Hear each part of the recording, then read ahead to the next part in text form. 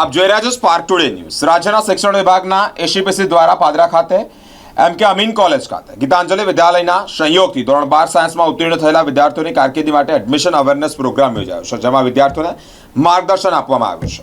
રાજ્યના શિક્ષણ વિભાગના એસીપીસીના ઓએસડી આર.કે. પટેલ તથા ઓએસડી પ્રોફેસર યુ.એમ. ત્રિવેદીએ હાજરી આપી છે। વિદ્યાર્થીઓની આગળ અભ્યાસ માટે એડમિશન અવેરનેસ પ્રોગ્રામ અંતર્ગત માર્ગદર્શનનું આયોજન કરાયું છે। નમસ્કાર, હું પ્રોફેસર આર.કે. પટેલ।